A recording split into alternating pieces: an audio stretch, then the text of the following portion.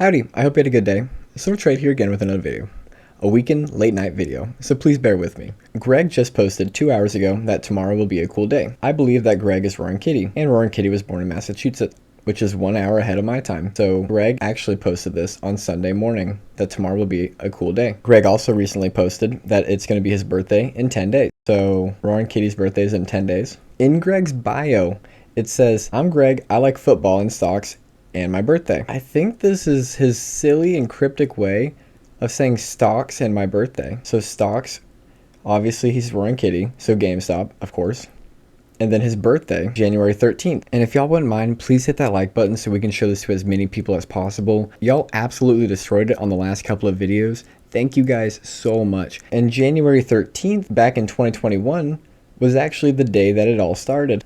How exciting is that? Here's a chart from 2021 and 2025, almost the exact same pattern.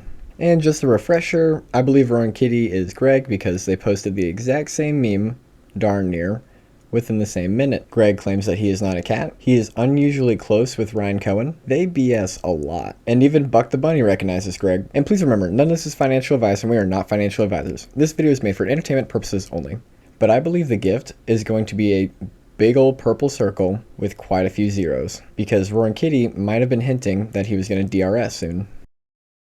Post after post is saying that they are busy.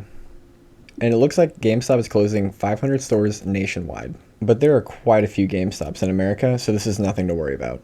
This will actually be really good for the stock, because when you look at it from a stock perspective, each location is more overhead. And if they get rid of 500 right as they're getting into profitability, this is going to be great for their net and really good for the stock. And AMC on the chart is starting to look really attractive. If you draw Fibonacci from about 240 all the way up to the quote-unquote local top of about $5.70, you'll see that AMC is knocking at that 50%. 4 days of indecision, and that pressure can build up. Came down to the 50, came back down to the 50.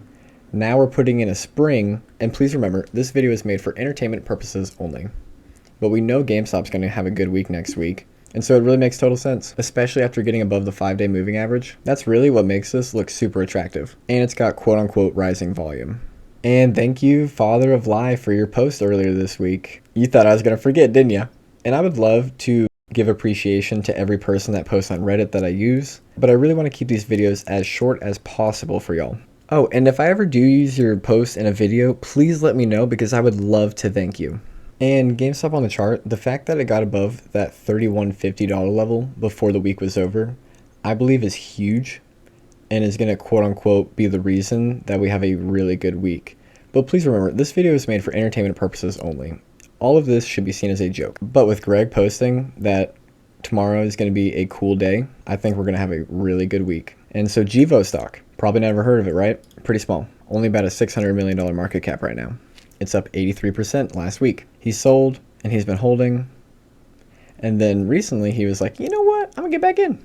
The option flow is incredibly bullish, with people expecting it to go over $5 per share. And that $5 per share line is so important, because that's when a lot of banks will actually take a stock seriously. Now, why is everyone getting so excited about this stock? One, the company is only worth about $600 million.